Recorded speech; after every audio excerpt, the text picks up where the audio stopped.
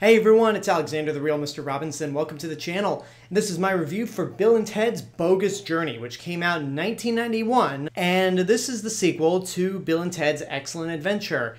And the movie takes place sometime after the first movie. The Wild Stallions, composed of Bill, Ted, and the two princesses, Elizabeth and Joanna, are about to participate in the Battle of the Bands. And this event is important because it's the event that leads the Wild Stallions' music to change the world. However, there is this evil dickweed who creates two evil versions of Bill and Ted in robot form, sends them back in time to the events prior to the Battle of the Bands, and tries to kill Bill and Ted and disband the Wild Stallions before their music brings about world peace. And from this point on, the movie is about Bill and Ted trying to return to the land of the living after being killed, spoilers, and trying to stop the evil robot versions of themselves and get history back on track. So I really like the first Bill and Ted movie. I think it's very fun, very charming. Yes, it's a knockoff of Back to the Future, and definitely has mannerisms of Back to the Future, except without attention to detail.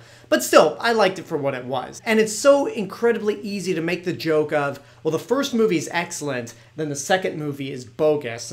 Because I don't feel that way. Bill and Ted's Bogus Journey was not as bad as I was led to believe when I first saw this movie. I think it's fine. In fact, there are some aspects about this movie that actually make it better than the first Bill and Ted.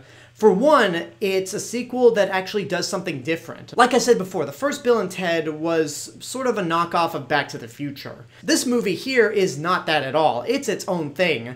And another thing that definitely helps is that the budget has been increased.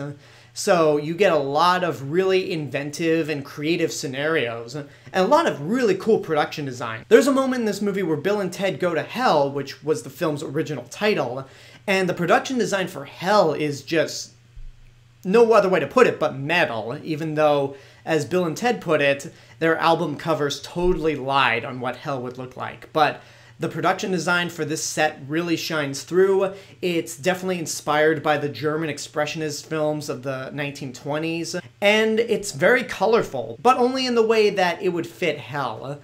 And it's kind of inventive. There are a lot of interesting scenarios that happen when they're in hell, and it's just a weird movie. That's one of the other great things about this movie, is that it's not afraid to get weird. The first Bill and Ted did have some weird moments, but not as weird as this movie right here. But you just don't really ask questions. I mean, the first movie had time travel in it, and at this point you just kind of go with it. And if you can't go with it, then I don't know what else to tell you, but if you can, then it's pretty fun. Once again, Alex Winter and Keanu Reeves do a fantastic job as Bill and Ted, and their chemistry is just so excellent. And this time around, they're playing evil doppelgangers of themselves as well as their regular selves. And when playing the doppelgangers, you really see that more than Keanu Reeves, Alex Winter helps make these movies what they are. He is just so good as Bill, and when he's evil Bill, he does a fantastic job of being just this totally evil dickweed. And it's just fun to watch all around, even though there is a point in the movie where evil Bill and Ted just casually drop the F-bomb. And I'm not talking about fuck. I'm talking about the F-bomb that is 2 syllables. The last half of this word ends with G-O-T, and it's a word that we don't use. It's funny that fuck has become more of an acceptable F word than the word that I'm talking about.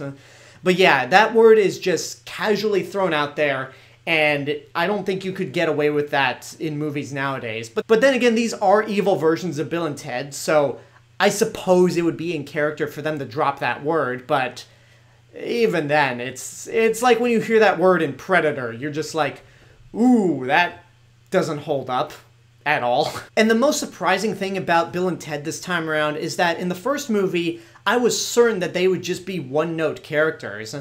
But considering that this is the sequel where you have 2 pairs of Bill and Teds, they don't come across as annoying this time around. They're still incredibly charming, and it's kind of good that they haven't gotten on my nerves.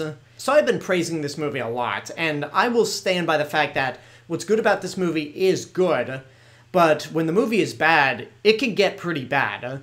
There's a point in the middle of the movie where it just drags like crazy. Particularly when Bill, Ted, and Death, played by William Sadler, head to heaven, and it feels like that scene just goes on forever. I get the point that they're trying to find a scientist or an inventor that can create good robot versions of Bill and Ted, but the pacing just feels very off, and the whole middle of the movie, once they escape hell, drags, and it can get very boring. And the first Bill and Ted movie had a great pace from beginning to end, which is why I'm more critical about the movie's pacing this time around. And speaking of Death, he's become a fan favorite within the Bill and Ted circle, and William Sadler does a really good job. But once you get to the second half of the movie, after they escape hell, Death just kinda happens to be there. He's just hanging around Bill and Ted, and there's no real reason for him to be there. He doesn't really contribute all that much. And you just have to ask yourself, for being a fan favorite within this franchise, what was the point of having him stick around? Oh, and speaking of heaven, when they approach heaven, it's done through a matte painting, the big entrance, and it's one of the worst, if not the single worst matte painting I have ever seen in a movie. Like, you watch that and you're like, oh my god, that is awful. I mean, this movie didn't have a huge budget, but considering all of the creative production design that went into hell, you'd think that they'd put a little more effort into that matte painting for the entrance of heaven. I don't know, maybe somebody who worked on this crew was a Satanist and didn't like Christianity. And then the end of the movie is pretty anticlimactic, or I guess I should say bogus, because it feels like there's really no consequences. It's the point when Bill and Ted actually face the evil dickweed from the future. And the way this scene plays out, it's like two friends trying to outdo themselves in terms of playing superheroes. I have this. Oh yeah? Well, I can do this and have this. So booyah, you lose. And to be honest, it felt more appropriate for the old stage show, Bill and Ted's Excellent Halloween Adventure, than the climax to an actual Bill and Ted movie. But with all that being said, in terms of the criticisms, I honestly think Bill and Ted's Bogus Journey is anything but bogus. It's not as good as the first Bill and Ted, and it's definitely not as memorable, but it definitely is more original than the first Bill and Ted. It's got some really inventive production design. Keanu Reeves and Alex Winter do a really great job, and even though George Carlin is basically a cameo this time around, and kind of provides a Deus Ex Machina resolution at the film's end, he's still good. And the movie is still pretty funny. I mean, I haven't even mentioned my favorite scene in the whole movie, which is the scene where Bill and Ted make the fall to hell.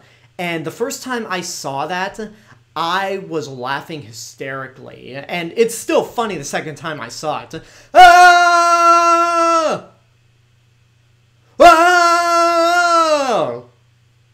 Dude, this is a totally deep hole. Yeah! Now what? Oh no. Ah! I love that sequence, and even seeing it in prep for this review, that sequence made me laugh, because it's one of those things where you go, yeah, if you guys were falling down a hole that seemed like it'd go on forever, at a certain point you just stop screaming. So in the end, I'd say Bill and Ted's Bogus Journey is good, but it's definitely not great. Like I said before, the pacing's off and the ending is pretty anticlimactic, but when the movie's good, it's pretty good. Not as bad as everyone makes it out to be. And there you go, that's my review for Bill and Ted's Bogus Journey. So Bill and Ted Face the Music came out today on VOD and select theaters if you feel safe going out. But it's going to be a couple days before I review that movie, as well as New Mutants, which also came out today. So I'm just going to ask for patience, but don't worry, those reviews are coming. But in the meantime, I want to know what you guys think about this movie. If you've seen it, what did you think? Whatever the case may be, let me know in the comments below.